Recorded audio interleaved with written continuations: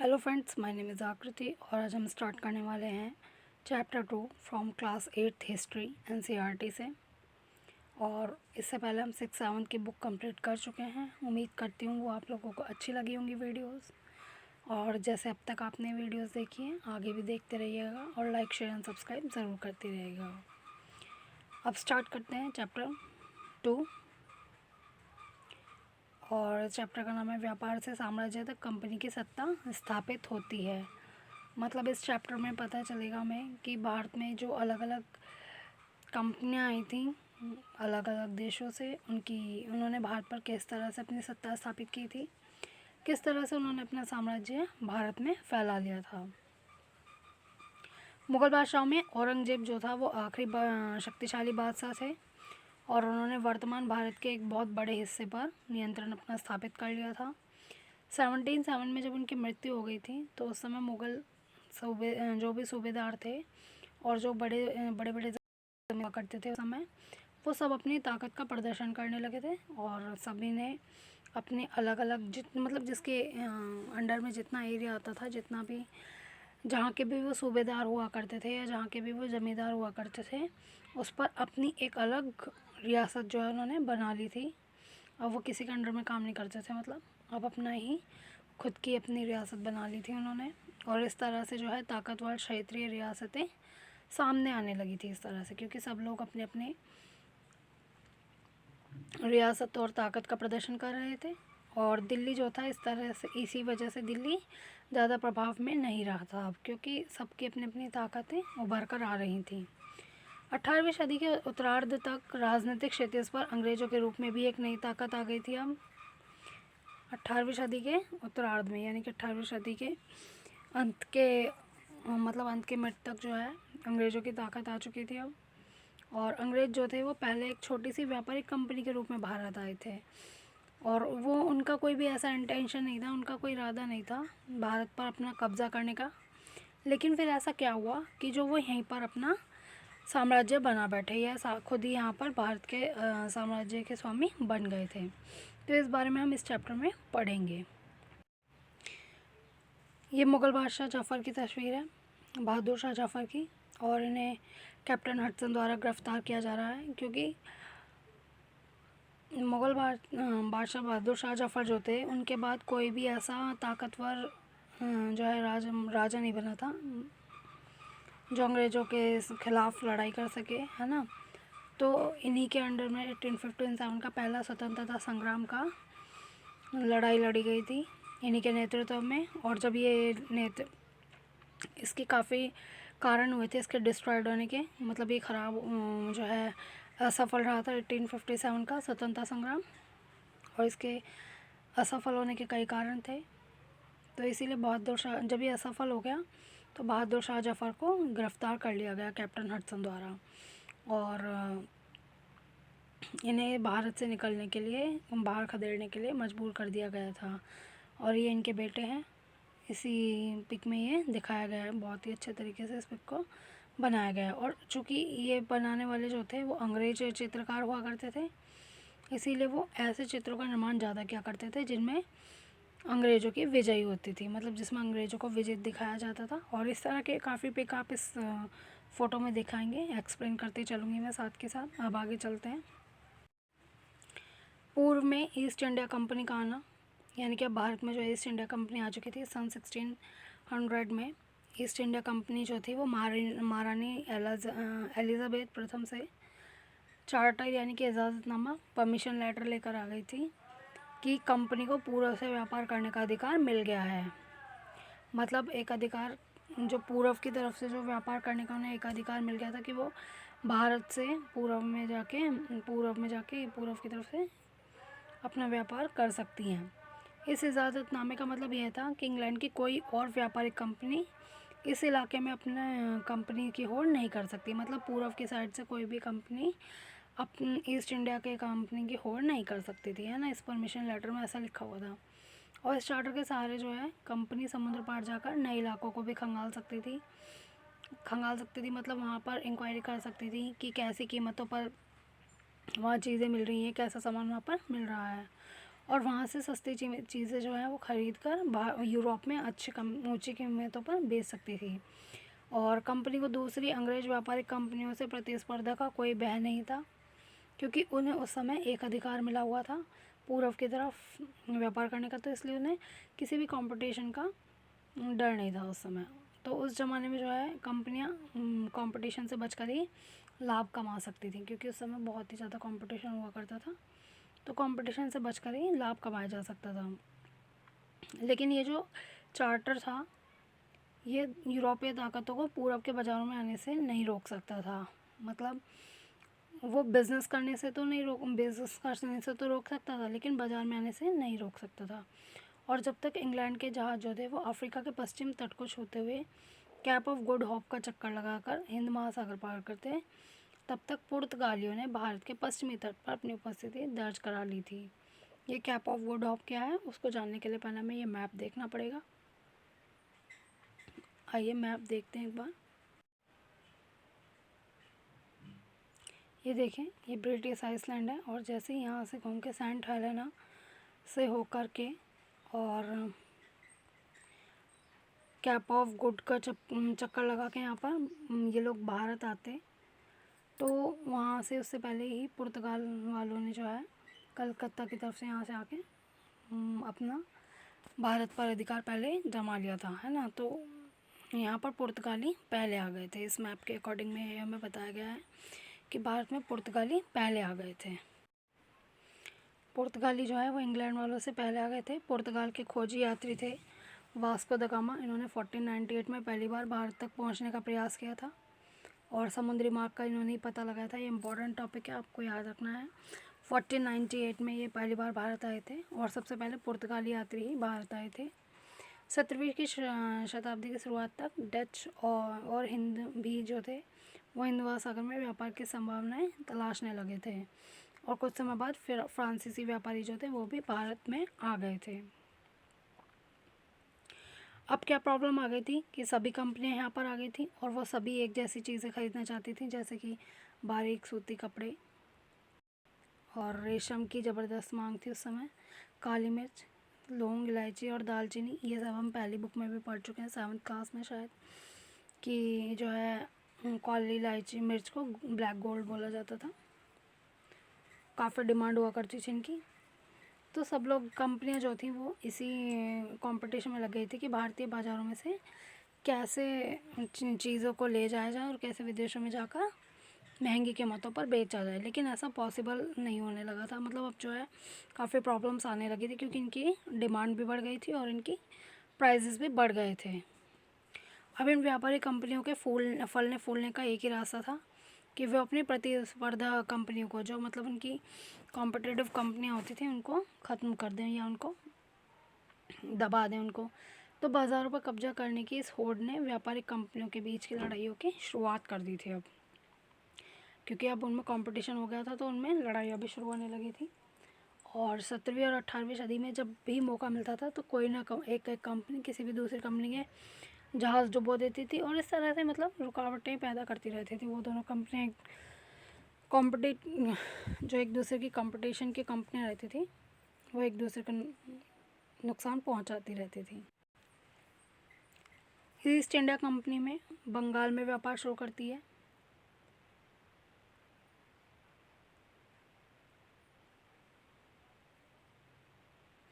East India company Bengal में व्यापार शुरू करती है। पहली इंग्लिश फैक्ट्री जो थी वो 1651 में हुगली नदी के किनारे शुरू हुई थी, और कंपनी के जो व्यापारी थे वो यहीं से अपना काम चलाते थे। इन व्यापारियों को उस ज़माने में फैक्टर कहा जाता था, और इस फैक्ट्री में जो था वायर हाउस था एक, वहाँ पर निर्यात होने वाली चीज़ों को जमा किया जाता था, और यहीं पर उसके दफ्तर के जो कंपनी का ऑफिसर होते थे वो यहाँ पर बैठते थे।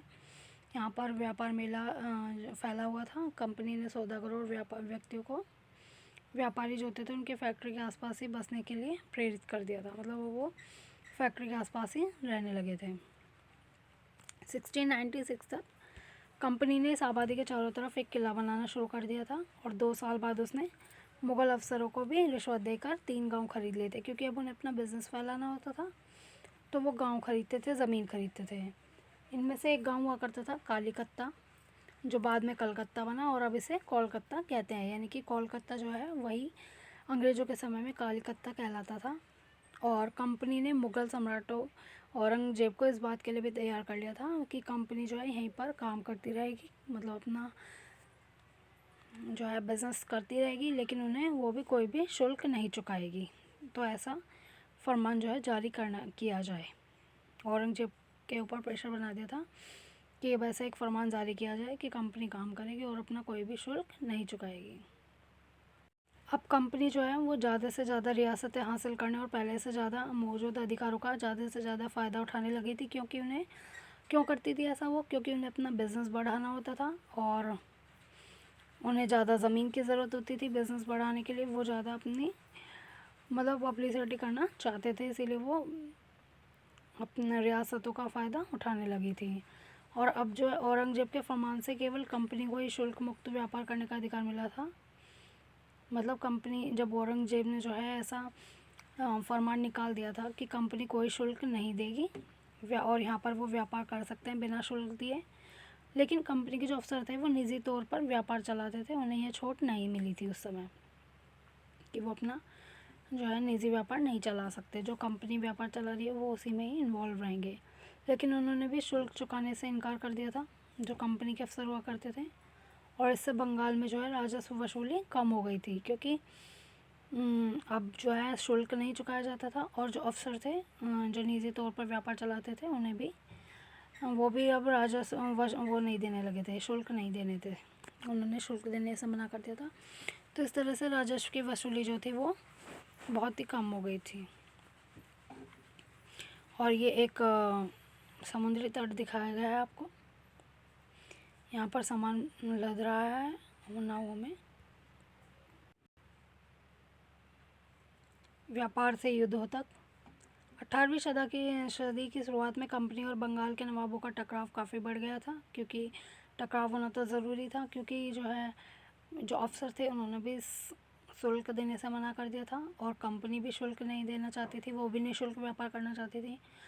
इस तरह से राजस्व वसूली कम हो गई थी। औरंगज़ेब की मृत्यु के बाद बंगाल के जो नवाब थे वो अपनी ताकत दिखाने लगे थे। औरंगज़ेब जो थे वो आखिरी मुग़ल बादशाह थे और उनकी मृत्यु के बाद जो बंगाल के नवाब हुआ करते थे वो अपनी ताकतों का प्रदर्शन करने लगे थे अब। और उस समय जो दूसरी क्षेत्रीय ताकतें थीं वो भी अपनी ऐसी स्थिति भी ऐसी होती थी उनकी भी, मतलब वो भी अपनी ताकत दिखाने लगे थे। मुर्शिद कुली खान के बाद जो है अलीवर्दी खान और उसके बाद सिराजुद्दौला बंगाल के नवाब बने थे। ये सभी शक्तिशाली शासक हुआ करते थे और उन्होंने कंपनी को रियायतें देने से मना कर दिया था। मतलब इन्होंने कंपनी की बात मानने से मना कर दिया था। उनका मतलब ये मानना था कि शुल्क देकर ही कंपनी अपना व्यापार कर सकती है। व्यापार का अधिकार देने के बदले कंपनी से नजराने मांगे और कंपनी को ये अधिकार दिया कि वो अपने सिक्के नहीं ढाल सकती।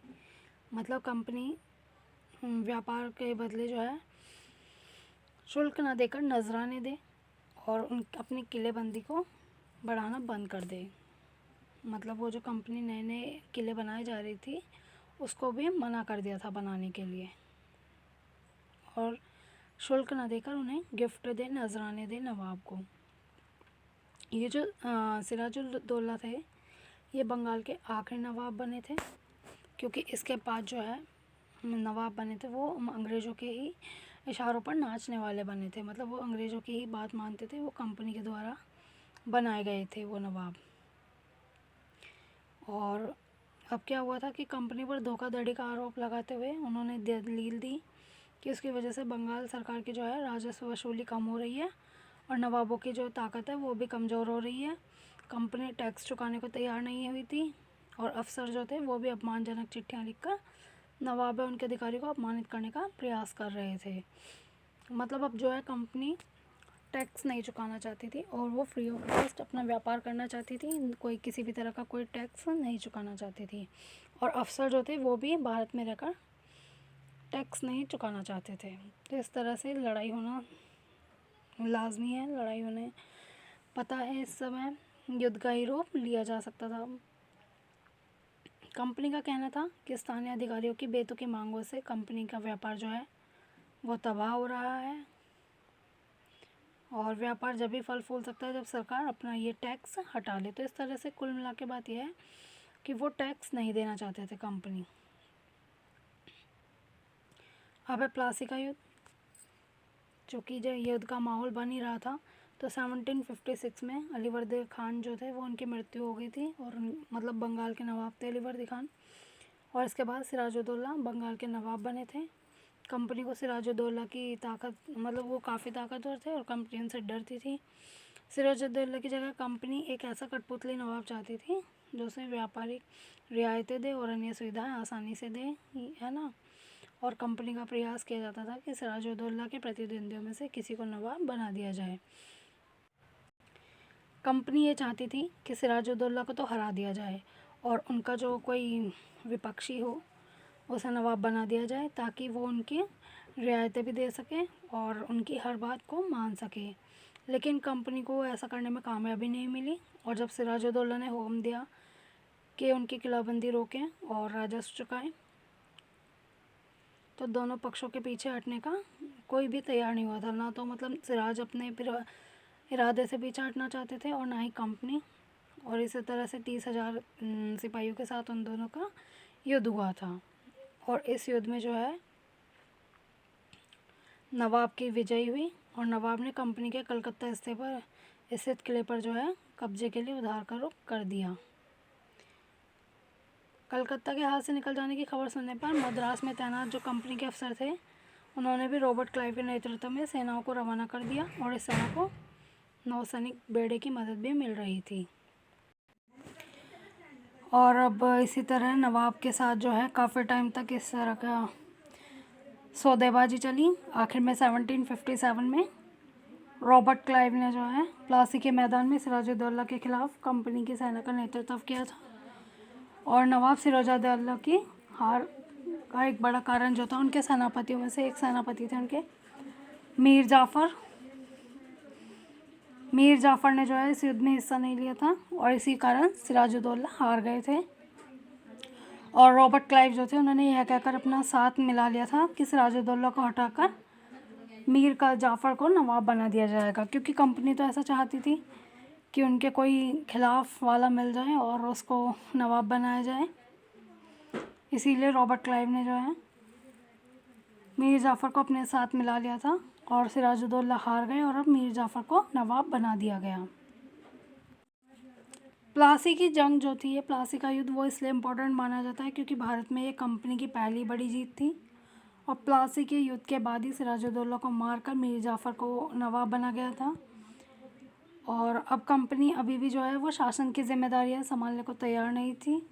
मतलब जो है वो कोई भी किसी भी तरह का शुल्क नहीं देना चाहती थी। अभी भी उसका मूल उद्देश्य जो था वो व्यापार को फैलाना था। मतलब वो भारत में जो है अपना साम्राज्य नहीं फैलाना चाहती थी, अपना शासन नहीं करना चाहती थी। उनका उद्देश्य जो था बस कि ये था कि बिज़नेस अपना जो है सेटल किया जाए भारत में। और ये काम जो था स्थानीय शासकों की मदद से बिना लड़ाई के नहीं किया जा सकता था। अब धीरे धीरे जो है कंपनी को यह एहसास होने लगा था कि रास्ता अभी आसान नहीं था। मतलब वो जो कठपुतली नवाब था, वो भी कठपुतली नवाब मतलब मीर जाफ़र जो था वो हमेशा कंपनी के इशारे पर नहीं चलता था, क्योंकि उसको ये लगता था कि उसे भी अपनी जनता के जो है जनता की नज़रों में अच्छा बनना होता था। उन्हें जनता की बात माननी होती थी और वो अपनी जनता की नज़रों में सम्मान पाना चाहते थे। इसीलिए कंपनी ने मीर जाफ़र ने जो है कंपनी का विरोध किया था। तो इसीलिए कंपनी ने जो है मीर जाफ़र को भी हटाकर मीर कासिम को नवाब बना दिया था। उन्होंने सोचा कि अब मीर कासिम जो है हमारा सपोर्ट करेंगे और हमारी बातें मानेंगे। लेकिन ऐसा नहीं हुआ। मीर कासिम ने भी उनका विरोध किया। मीर कासिम जो था वो भी परेशान करने लगा था। इसीलिए फिर बक्सर की लड़ाई हुई 1764 में, और उसको भी हारना पड़ा था और उसे बंगाल से बाहर कर दिया गया था। मीर जाफ़र को दोबारा नवाब बनाया गया क्योंकि और अब जो है नवाब वो हर महीने 5 लाख रुपए कंपनी को देता था। मतलब मीर जाफ़र जब हरा दिया गया तो मीर कासिम जब हरा दिया गया था तो मीर जाफ़र को नवाब बनाया गया था उसके बाद। और मीर जाफ़र जो था वो कंपनी को 5 लाख रुपए देता था और कंपनी अपने सैनिक खर्चों से निपटने, व्यापारिक ज़रूरतों तथा अन्य खर्चों को पूरा करने के लिए भी पैसा चाहती थी। 1765 में जब मीर जाफ़र की मृत्यु हो गई तब तक कंपनी अपने इरादे बदल चुकी थी। मतलब अब कंपनी जो है बंगाल पर अपना खुद का शासन करना चाहती थी। इसीलिए जो है रॉबर्ट क्लाइव ने ऐलान किया कि अब हम खुद ही नवाब बनेंगे। अब रॉबर्ट क्लाइव जो है खुद ही, मतलब उनका इरादा जो है बदल चुका था और अब वो खुद ही नवाब बनकर बैठ गए। और 1765 में मुग़ल सम्राट ने जो है कंपनी को हराकर कंपनी को ही बंगाल का प्रांत जो है नियुक्त कर दिया था, दीवान नियुक्त कर दिया था कंपनी को बंगाल प्रांत का। और दीवानी मिलने के कारण कंपनी जो है बंगाल के विशाल राजस्व संसाधनों पर अपना नियंत्रण कर चुकी थी और इसी तरह कंपनी की समस्या काफ़ी हल हो चुकी थी क्योंकि अब सब कुछ उनके हाथ में आ गया था। 18वीं सदी की शुरुआत से ही भारत के साथ उसका व्यापार बढ़ता जा रहा था, लेकिन भारत में ज़्यादातर चीज़ें जो हैं वो ब्रिटेन से लाए गए सोने और चांदी के बदले में ख़रीदनी पड़ती थी उन्हें पहले। अब वो उस समय ब्रिटेन के पास भारत में बेचने के लिए कोई चीज़ नहीं होती थी, लेकिन प्लासी का युद्ध हुआ और ब्रिटेन से सोने की निकासी कम होने लगी क्योंकि अब उनकी सत्ता उनके हाथ में आ गई थी बंगाल की। और बंगाल की दीवानी मिलने के बाद तो ब्रिटेन से जो है सोना लाने की ज़रूरत ही नहीं पड़ी क्योंकि सारी भारत की जो आमदनी थी, भारत से होने वाली आमदनी के सारे ही कंपनी अपने खर्चे चला सकती थी क्योंकि अब उनके जो है अंडर में बंगाल आ गया था उनके अंडर में और सारी कमाई उन्हीं के पास रहती थी बंगाल की। तो इसी कमाई से उन्होंने भारत में सूती और रेशमी कपड़ा खरीद लिया था और अपनी फ़ौजों को भी संभाल रही थी वो इसकी कमाई से, और कलकत्ते में किले और दफ्तरों का भी निर्माण कर रही थी क्योंकि अब बंगाल की सारी कमाई उन्हीं के हाथ में आ गई थी। सब कुछ उनके लिए अच्छा ही अच्छा हो रहा था। कंपनी के अफसर जो थे वो खुद नवाब बन बैठे थे। इसका क्या मतलब था कि कंपनी के पास जो है बंगाल की सारी सत्ता और ताकत आ गई थी। और इसका क्या फ़ायदा और भी ये था कि जो है कंपनी का छोटे छोटे कर्मचारी जो थे वो भी नवाबों की तरह रहने लगे थे। नवाब क्या होता है? नवाब जो है ये शब्द यहाँ पर दिया गया है, ये नवाब से ही निकला है। और अंग्रेज़ वो चूँकि वो लोग सभी अंग्रेज़ थे तो वो इसीलिए नवाब को नवाब बोलते थे। प्लासी के युद्ध के बाद बंगाल के असली नवाबों को इस बात के लिए बाध्य कर दिया गया था कि वे कंपनी के अफसरों को ही निजी तोहफे के तौर पर ज़मीन और बहुत सारा पैसा देंगे। और ख़ुद रॉबर्ट क्लाइव ने ही भारत में बेहिसाब दौलत जो है वो जमा कर ली थी। 1743 में जब वो इंग्लैंड में आए थे मद्रास में तो उनकी उम्र 18 ईयर्स थी ओनली। 1743 में जब वो आए थे और ये रॉबर्ट क्लाइव जो थे वो भारत में आने वाले पहले वॉइसरॉय थे। 1767 में जब वह 2 बार गवर्नर बनने के बाद हमेशा के लिए भारत से रवाना हुए तो उनकी दौलत जो थी 401,102 पाउंड के बराबर थी। और दिलचस्प बात यह थी कि गवर्नर अपने दूसरे कार्यकाल में कंपनी के भीतर फैले भ्रष्टाचार को ख़त्म करने के लिए आए थे। चूँकि पहली बार जब वो वॉइसरॉय बन के आए थे यहाँ पर तो उन्होंने काफ़ी जो है भ्रष्टाचार करके काफ़ी दौलत कमा ली थी, लेकिन जब वो सेकंड टाइम आए थे तो खुद ही भ्रष्टाचार को ख़त्म करने के लिए आए थे। लेकिन 1772 में ब्रिटिश संसद ने में उसे खुद भ्रष्टाचार के आरोपों पर सफाई देनी पड़ी थी और सरकार को उसकी अकूत संपत्ति के स्रोत पर जो है संदेहास्पद लगा, शक होने लगा था कि उनके पास इतनी संपत्ति कहाँ से आई। तो उससे भ्रष्टाचार आरोपों से बरी कर दिया गया, लेकिन 1774 में उसने आत्महत्या कर ली। कंपनी के सभी अफसर जो थे वो क्लाइव की तरह दौलत तो इकट्ठा नहीं कर पाए थे, लेकिन और कोई जो है बड़ी बीमारी से मर गया, कोई लड़ाई के कारण कम ही उम्र में मर गया था, मौत हो गई थी उनकी। इसके अलावा उन सभी को भ्रष्ट और बेईमान मानना भी सही नहीं था। और उनमें बहुत सारे अफसर जो थे वो साधारण परिवार से थे। वहाँ के लोग नवाब कहते थे, ये भारतीय शब्द नवाब कहने लगे थे उन्हें। और ये जो था वो भारतीय शब्द जो था नवाब का ही अंग्रेजी संस्करण बन गया था, नवाब। ठीक है। और जो अमीर और सामाजिक हैसियतों में रातों रात ऊपर आने वाले लोगों के रूप में दिखे जाते थे नवाब जो थे ये। और नाटक और कार्टूनों में भी इनका मजाक उड़ाया जाता था। अब कंपनी का फैलता शासन 1757 से 1857 के बीच जो है ईस्ट इंडिया कंपनी के द्वारा भारतीय राज्यों पर कब्जा की प्रक्रिया को देखें तो बहुत ही महत्वपूर्ण इंपॉर्टेंट चीज़ें सामने आती हैं। किसी अनजान इलाके में कंपनी ने सीधे सैनिक हमला प्रारंभ नहीं किया था, लेकिन उन्होंने भारतीय राजसत्ता का अधीन ग्रहण करने से पहले राजनीतिक, अर्थनैतिक और कूटनीतिक साधनों का इस्तेमाल किया था। उन्होंने बक्सर की लड़ाई 1764 के बाद कंपनी ने भारतीय रियासतों में अब जो है रेजिडेंट तैयार कर दिए थे। रेजिडेंट क्या होते थे? ये कंपनी के राजनीतिक और व्यावसायिक प्रतिनिधि होते थे और इनका काम जो है कंपनी के हितों की रक्षा करना और उन्हें आगे बढ़ाना हुआ करता था। रेजिडेंट के माध्यम से कंपनी के अधिकारी जो थे वो भारतीय राज्यों के भीतरी मामलों में दखल करने लगे थे। मतलब अब वो अंदर जो भारतीयों के अपने पर्सनल का मतलब छोटे छोटे राज्यों के जो भीतरी मामले होते थे, उनके पर्सनल मैटर होते थे, उनमें भी वो इंटरफेयर करने लगे थे। अगला राजा कौन होगा, किस पद पर किसको बिठाया जाएगा, ये सब चीज़ें भी जो थी वो अब कंपनी के अफसर ही तय करने लगे थे। और कई बार जो है कंपनी ने रियासतों पर सहायक संधि भी लगाई थी। सहायक संबंधी क्या होती है कि एडजस्टमेंट होता था इसमें। जो रियासत इस बंदोबस्त को मान लेती थी उसे अपनी स्वतंत्र सेनाएं रखने का अधिकार नहीं था। सहायक संधि होती थी कंपनी और राजाओं के बीच में एक समझौता हुआ करता था ये, और जो इस समझौते को या बंदोबस्त को मान लेता था राजा, उसे अपनी सेना नहीं रख सकता था वो, और उसे जो है कंपनी की तरफ से सुरक्षा दी जाती थी। सहायक सेना रख रखाव के लिए जो कंपनी को पैसा देती थी और भारतीय शासक जो थे वो रकम अदा करने में चूक जाते थे। मतलब जब कंपनी राजा को सहायक सेना देती थी तो राजा को उसके बदले कंपनी को पैसा दिया जाता था। अगर वो कंपनी को पैसा देने में चूक जाते थे तो उन्हें जुर्माने के तौर पर अपना सारा इलाका कंपनी को देना पड़ता था, यानी कि उनका जो इलाका था वो कंपनी कब्जे में ले लिया करती थी।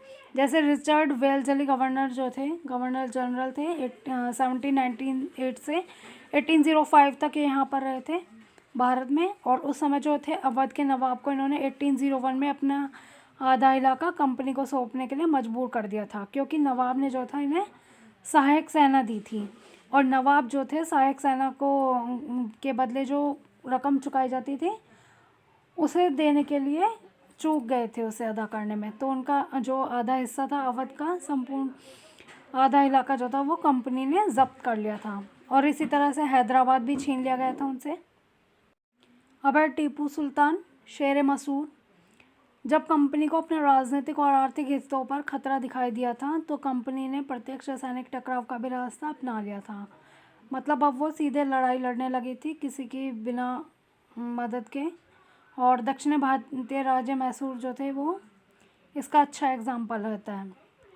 हैदर अली एक राजा हुआ करते थे। 1761 से लेकर 1782 तक इनका शासनकाल रहा था, और इनके पुत्र थे टीपू सुल्तान। इनका शासनकाल 1782 से 1799 तक था। इनके नेतृत्व में जो है मैसूर काफ़ी ताकतवर राज्य बन गया था, और मालाबार तट पर होने वाला व्यापार मैसूर रियासत के नियंत्रण में ही था। वहाँ से कंपनी जो थी लाल मिर्च और इलायची पाउडर खरीदती थी। 1785 में टीपू सुल्तान ने अपनी रियासत में पड़ने वाले बंदरगाहों से चंदन की लकड़ी, काली मिर्च और इलायची का जो निर्यात हुआ करता था उस समय वो रोक दिया था। उन्होंने कहा था कि कंपनी को सामान नहीं दिया जाएगा, और सुल्तान ने स्थानीय सौदागरों को भी कंपनी के साथ कारोबार रोकने से रोक दिया था। टीपू सुल्तान जो थे उन्होंने अपने राज्य के सभी सौदागरों को कंपनी के साथ कारोबार करने से मना कर दिया था, और टीपू सुल्तान ने भारत में रहने वाले फ्रांसीसी व्यापारियों से घनिष्ठ संबंध विकसित कर लिया था उस समय, और उनकी मदद से अपनी सेना का आधुनिकीकरण किया था। टीपू सुल्तान जो थे वो फ्रांसीसी व्यापारियों से घनिष्ठ संबंध रख चुके थे, और यूरोपीय वालों को उन्होंने मना कर दिया था निर्यात करने से। ठीक है, ईस्ट इंडिया कंपनी जो थी उसको अपना निर्यात करने से रोक दिया था, और उसके सौदागरों को भी कंपनी के साथ काम करने से मना कर दिया था। कंपनी की फौज ने को जो है हैदर अली और टीपू सुल्तान ने कई बार युद्ध में हराया था, और 1792 में मराठों, हैदराबाद के निज़ाम और कंपनी की संयुक्त फौजों के बाद टीपू सुल्तान को अंग्रेज़ों से संधि करनी पड़ी थी। इस संधि के तहत उनके दोनों बेटों अंग्रेज़ों ने जो है बंधक के रूप में अपने पास रख लिया था, और ये इस चित्र में इसको दिखाया गया है। कि टीपू सुल्तान उनके दोनों लड़कों को अंग्रेज़ों को दे रहे हैं, सौंप रहे हैं अंग्रेज़ों को, क्योंकि टीपू सुल्तान ने अंग्रेज़ों के साथ संधि कर ली थी। और आपको पहले भी बताया था कि ब्रिटिश चित्रकार जो थे वो ऐसे चित्र ज़्यादा बनाया करते थे जिनमें अंग्रेज़ों को विजित होते हुए दिखाया जाता था। सुल्तान के इन कदम से जो है अंग्रेज आग बबूला हो गए थे और उन्होंने हैदर अली और टीपू सुल्तान जो थे वो बहुत महत्वाकांक्षी, घमंडी और ख़तरनाक दिखाई देते थे अब उन्हें। मतलब किन कदमों से आग बबूला हो गए थे, जो ऊपर हमने अभी बताया था आपको कि निर्यात करना बंद कर दिया था, स्थानीय सौदागरों को जो है सौदा करने से मना कर दिया था। तो इससे जो है अंग्रेज़ जो है गुस्सा हो गए थे और ऐसे राजाओं को नियंत्रित करना और कुचलना उनके लिए ज़रूरी था अंग्रेज़ों को। तो उन्होंने मैसूर के साथ अंग्रेज़ों की 4 बार लड़ाई हुई थी, 1767 से 69 तक, फिर 84 में हुई थी और फिर 1992 में और 1799 में इनकी 4 बार लड़ाई हुई थी।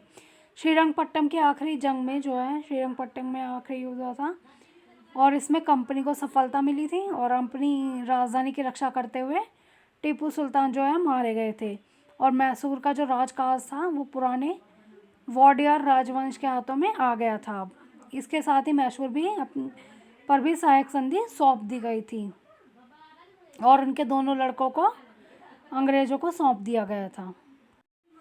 टीपू जो है टीपू सुल्तान बहुत ही महत्वाकांक्षी थे, बहुत ही बहादुर थे और उनके बारे में कहा जाता है कि वो एक बार फ्रांसीसी दोस्त के साथ जंगल में शिकार खेलने के लिए गए थे और उनके सामने शेर आ गया था ऐसे, पर उनके बंदूक ने भी साथ नहीं दिया और तलवार भी जो थी उनकी ज़मीन पर गिर गई थी। टीपू ने निहत्ते ही शेर का मुकाबला किया था और इसी के बाद से उन्हें शेर मशहूर कहा जाने लगा था। और टीपू का खिलौना शेर ये एक बहुत ही विशालकाय मशीनरी थी और इसमें नकली शेर जो था वो यूरोपीय सिपाही को दबाए हुए था और जब इसका हैंडल घुमाया जाता था तो इसमें से शेर के दहाड़ने की आवाज़ आती थी और सिपाही के भीतर से चीखने की आवाज़ आती थी। अब ये खिलौना जो है लंदन के विक्टोरिया एंड अल्बर्ट म्यूज़ियम में रखा है। 4 मई 1799 को जब अपनी श्रीरंगपट्टम की रक्षा करते हुए टीपू सुल्तान की मृत्यु हो गई तो वे इस खिलौने को भी अपने साथ ले गए। अब है मराठों की लड़ाई, क्योंकि अब कंपनी जो थी पूरे भारत पे अपना साम्राज्य स्थापित करना चाहती थी। 18वीं शताब्दी के बाद आखिर से कंपनी मराठों की ताकत को भी काबू करना चाहती थी और 1761 में पानीपत की तीसरी लड़ाई में हार के बाद दिल्ली से देश का शासन चलाने का मराठों का सपना भी चूर चूर हो गया था। यानी कि 1761 में मराठों से पानीपत में लड़ाई हुई थी और मराठे भी हार गए थे, उन्हें कई राज्यों में बांट दिया गया। इन राज्यों की बागडोर जो थी सिंधिया, होलकर, गायकवाड़ और भोंसले जैसे अलग अलग राजवंशों के हाथ में आ गई थी। ये सारे सरदार जो थे एक पेशवा यानी कि सर्वोच्च मंत्री के अंतर्गत आते थे। कॉन्फिडेंसी राज्यमंडल के सदस्य थे ये। पेशवा इसी राज्यमंडल का सैनिक और प्रशासक प्रमुख होता था और पुणे में रहता था। महादजी सिंधिया और नाना फडणवीस 18वीं शताब्दी के आखिर के 2 प्रसिद्ध मराठा योद्धा थे ये और राजनीतिज्ञ थे ये। एक के बाद एक कई युद्धों में कंपनी ने मराठों के घुटनों टेकने पर मजबूर कर दिया था और 1782 में सालबाई संधि के साथ ख़त्म हुए, जिसमें से कोई पक्ष नहीं जीत पाया था।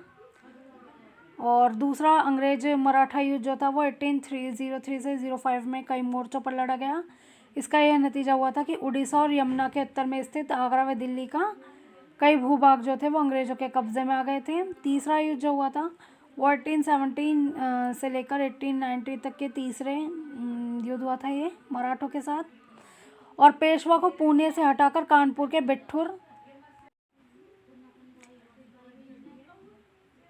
बिठूर में पेंशन पर भेज दिया गया था इन्हें। अब विंध्या के दक्षिण में स्थित पूरे भूभाग पर कंपनी का नियंत्रण हो चुका था। अब है सर्वोच्चता का दावा।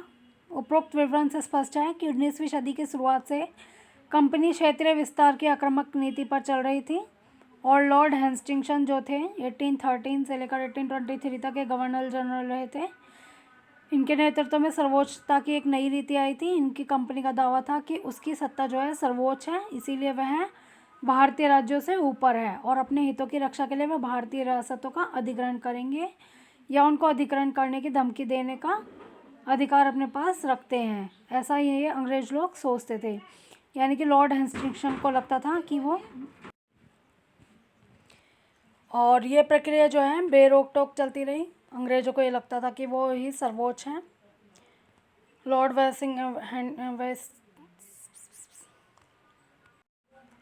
हेस्टिंग्स को लगता था कि वो सर्वोच्च हैं। अंग्रेज़ों ने जो है कित्तूर फिलहाल कर्नाटक में छोटे से राज्य को कब्जे में लेने का प्रयास किया था और वहाँ से रानी चेन्नम्मा ने हथियार उठा लिए थे और अंग्रेज़ों के खिलाफ आंदोलन छोड़ दिया था। 1824 में उन्होंने गिरफ्तार किया गया। 1829 में उन्हें जेल में उनकी मृत्यु हो गई। चेन्नम्मा के बाद कित्तूर स्थित संगोली के बीच एक गरीब चौकीदार था रायन्ना, उन्होंने यह प्रतिरोध जारी कर रखा था और चारों तरफ से समर्थन और सहायता होने के कारण बहुत सारे ब्रिटिश शिविरों और दस्तावेजों को नष्ट कर दिया गया था। आखिरकार उन्होंने भी अंग्रेज़ों ने पकड़कर 1830 में फांसी पर लटका दिया और प्रतिरोध से उसे कई दूसरे उदाहरण आप इस किताब बुक में हम पढ़ेंगे अभी। 1830 के दशक में अंत में ईस्ट इंडिया कंपनी जो थी वो रूस के प्रभाव से बहुत डर गई थी और कंपनी को ये लगने लगा था कि जो है कहीं रूस का प्रभाव पूरे एशिया में फैलकर उत्तर पश्चिम से भारत को भी अपने चपेट में ना ले ले। मतलब उन्हें ये लगता था कि कहीं रूस भी भारत पर अपना अधिकार ना करने लगे। इसी डर के चलते अंग्रेज़ जो थे अब उत्तर पश्चिमी भारत पर भी अपना नियंत्रण स्थापित करना चाहते थे और उन्होंने 1838 से 1842 के बीच अफ़गानिस्तान के साथ एक लंबी लड़ाई लड़ी और वहाँ अप्रत्यक्ष कंपनी स्थापित कर ली। 1843 में सिंध के कब्जे में आ गया था, सिंध भी अब इनके कंपनी के कब्जे में आ गया था। इसके बाद पंजाब की बारी थी। यहाँ महाराजा रणजीत सिंह थे। रणजीत सिंह ने इनका अंग्रेज़ों को यहाँ पर अपना अधिकार नहीं जमाने दिया और 1839 में उनकी मृत्यु के बाद इस रियासत के साथ 2 लंबी लड़ाई हुई और आखिरकार 1849 में अंग्रेज़ों ने पंजाब का भी अधिग्रहण कर लिया। इस तरह से वो मतलब अंग्रेज़ धीरे धीरे पूरे भारत पर अपना अधिकार जमा रहे थे। अब आई थी विलिया नीति। विलिया नीति जो थी वो लॉर्ड डलहौजी लेकर आए थे। इनका शासनकाल था 1848 से 56 तक और गवर्नर जनरल जो थे ये लॉर्ड डलहौजी, इन्होंने एक नई नीति अपनाई थी। इस नीति का नाम दिया था ना विलिया नीति। विलिया नीति क्या थी कि कोई भी राजा जिसका पुत्र नहीं है उसकी रियासत हड़प ली जाएगी, कंपनी उसकी रियासत का हिस्सा अपने हिस्से में मिला लेगी। और इसके बाद उन्होंने कई सारी रियासतें अपनी अधिकार में ली, जैसे कि सतारा 1848 में, संबलपुर 1850 में, उदयपुर 1852 में, नागपुर 1853 में और झांसी 1854 में। ये सब अंग्रेज़ों के हाथ में चली गई थी। लॉर्ड डलहौजी ने इन्हें अपनी अधिकार में ले लिया था। झांसी की रानी के बारे में आप सभी लोग जानते हैं, इनका विवाह हुआ था। झांसी की रानी जो थी उनका विवाह राजा गंगाधर के साथ हुआ था और उनका कोई पुत्र नहीं था, उनकी कोई संतान नहीं थी, इसीलिए उन्होंने गोद लिया था एक पुत्र को।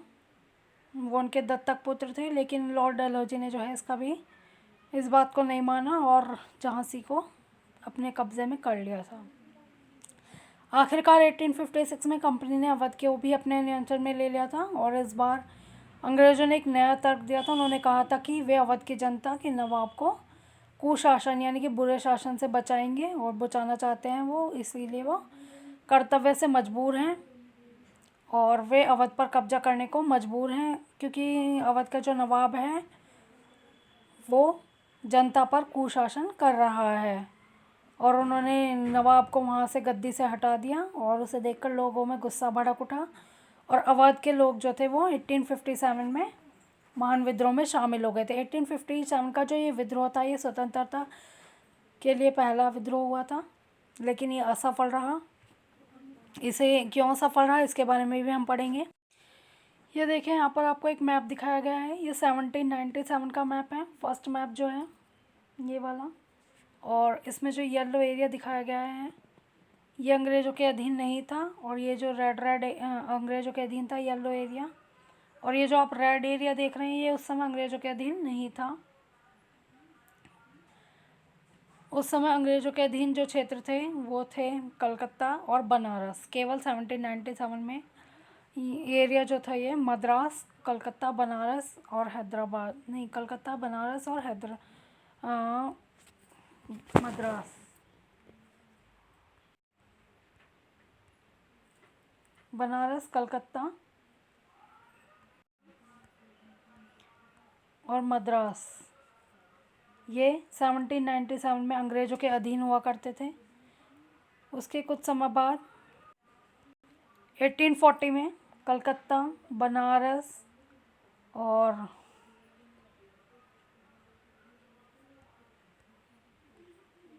मद्रास और ये जितना भी येलो एरिया आपको दिख रहा है ये ब्रिटिश शासन के अधीन क्षेत्र थे ये। यानी कि जब 1797 में अंग्रेज़ भारत आए थे तो उनके एरिया में केवल थोड़ा ही बहुत ही भारत पर कब्जा कर पाए थे, और जब 1843 में भारत के काफ़ी एरियाज़ पर ये अपना कंट्रोल कर चुके थे इस समय। और जब 1857 की स्वतंत्रता संग्राम की लड़ाई लड़ी गई थी तब ये ऑलमोस्ट सभी पूरे भारत पर अपना अधिकार कर चुके थे। लाहौर, बनारस, लखनऊ, पूना, गोवा, मद्रास, तो ये असंपूर्ण भारत पर लगभग संपूर्ण भारत पर ये अपना अधिकार इकट्ठा कर चुके थे, अपना अधिकार जमा चुके थे। नए शासन की स्थापना गवर्नर जनरल वॉरेन हेस्टिंग्स जो है ये 1733 से 85 तक इनका शासनकाल रहा था। इन्होंने बहुत सारे व्यक्तियों में से थे जिन्होंने कंपनी की ताकत फैलाने में अहम भूमिका अदा की थी। और वॉरेन हेस्टिंग्स के समय आते आते कंपनी न केवल बंगाल, बम्बई, मद्रास में भी अपनी सत्ता जो है हासिल कर चुकी थी। ब्रिटिश के इलाके पर मोटे तौर पर जो है प्रशासकीय इकाइयों में बटे हुए थे ये, और अब इन्हें प्रेसिडेंसी कहा जाता था। उस समय 3 प्रेसिडेंसी हुआ करती थी, बंगाल, मद्रास और बम्बई। हर एक प्रेसिडेंसी का एक अपना गवर्नर होता था। सबसे ऊपर गवर्नर जनरल होता था। वॉरेन हेस्टिंग्स ने कई प्रशासकीय सुधार किए थे। न्याय के क्षेत्र में उसके सुधार खास तौर से उल्लेखनीय हैं। मतलब इन्होंने न्याय में सुधार किया था वॉरेन हेस्टिंग्स ने। 1772 से एक नई न्याय व्यवस्था स्थापित हो गई थी। इस व्यवस्था में प्रावधान किया गया था कि हर जिले में 2 अदालत होंगी, फौजदारी अदालत और दीवानी अदालत। दीवानी अदालत के जो मुखिया होते थे वो यूरोपीय जिला कलेक्टर होते थे, और मौलवी और हिंदू पंडित के लिए उन्हें भारतीय कानूनों की व्याख्या करते थे। फौजदारी अदालतें अभी भी काजी और मुफ्ती के ही अंतर्गत आती थी। काजी कौन होते थे? एक मुस्लिम न्यायाधीश होते थे। मुफ्ती जो होते थे वो एक मुस्लिम समुदाय के होते। मुफ्ती जो हैं वो मुस्लिम समुदाय के न्यायविद होते थे। ये न्याय की कानून की व्याख्या करते थे, और काजी जो थे वो इसी व्याख्या के आधार पर फैसले किया करते थे। यहाँ पर आपको एक चित्र दिखाया गया है जिसमें वॉरेन हेस्टिंग्स जो थे उन पर मुकदमा चल रहा है। 7 साल के लिए मुकदमा चला था। जब वो भारत लौट कर आए थे 1785 में, इंग्लैंड लौटे थे वो, तो उन पर बंगाल का सही रूप से शासन न चलाने के कारण उन पर केस चला दिया गया था। और ये जो मुकदमा था 7 साल तक चला। ये महाअभियोग कहलाया, महाअभियोग में चला था। महाअभियोग क्या होता था कि जो कंपनी का कोई व्यक्ति होता था, इंग्लैंड के किसी भी व्यक्ति पे, कंपनी के व्यक्ति पर कोई दुराचरण के कारण मुकदमा चलता था, और तो इसे महाअभियोग कहते थे। अब एक बड़ी समस्या यह थी कि पंडित जो थे वो धर्मशास्त्र की अलग अलग शाखाओं के हिसाब से स्थानीय कानूनों की अलग अलग व्याख्या कर देते थे, और इन भिन्नता को ख़त्म करके समरूपता लाने के लिए 1775 में 11 पंडितों को भारतीय कानूनों का एक संकलन तैयार करने का काम सौंपा गया था। एन.बी. हॉलैंड ने संकलन का अंग्रेजी में अनुवाद किया था। 1770 तक यूरोपीय न्यायाधीशों के लिए मुस्लिम कानूनों की भी एक संहिता तैयार कर ली गई थी। 1773 के रेगुलेटिंग एक्ट के तहत एक नए सर्वोच्च न्यायालय की स्थापना की गई थी। इसके अलावा कलकत्ता में अपीलीय आदत सदर निज़ामत अदालत की भी स्थापना की गई थी, और भारतीय ज़िले में जो है वो कलेक्टर का सबसे बड़ा ओहदा होता था।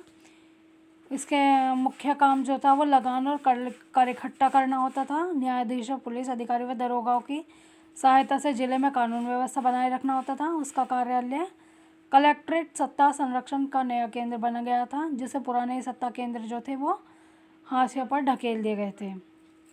कंपनी की फौज। कंपनी के साथ भारत में शासन और सुधार के नए विचार आए, तो लेकिन उसकी असली सत्ता जो थी वह सैनिक ताकत में थी। मुगल फौज मुख्य रूप से घुड़सवार और पैदल सेना होती थी। उन्हें तीरंदाज और तलवारबाजी का प्रशिक्षण दिया जाता था। सेना में सवारों का दबदबा रहता था और मुगल साम्राज्य जो था वो एक विशाल पेशेवर प्रशिक्षण पर वाली पैदल सेना की जरूरत महसूस नहीं होती थी उसे। ग्रामीण इलाकों में शस्त्र किसानों की बड़ी संख्या थी। स्थानीय जमींदार जो होते थे वो मुगलों को ज़रूरत पड़ने पर पैदल सिपाही मुहैया कराते थे। 18वीं सदी में जब अवध और बनारस जैसी रियासतों में किसानों को भर्ती करके उन्हें पेशेवर सैनिक प्रशिक्षण दिया जाने लगा, तो यह सूरत बदलने लगी। और ईस्ट इंडिया कंपनी ने जब अपनी सेना के लिए भर्ती शुरू की तो उसने यह भी तरीका अपनाया। अंग्रेज अपनी सेना को सिपाही कहते थे, जिसका अर्थ होता है सिपाही। 1820 के दशक से जैसे तैसे युद्ध तकनीक बदलने लगी थी और सेना में घुड़सवारियों की ज़रूरत कम होती गई थी। इस वजह यह थी कि ब्रिटिश जो था साम्राज्य बर्मा, अफगानिस्तान और मिस्र में भी लड़ रहा था।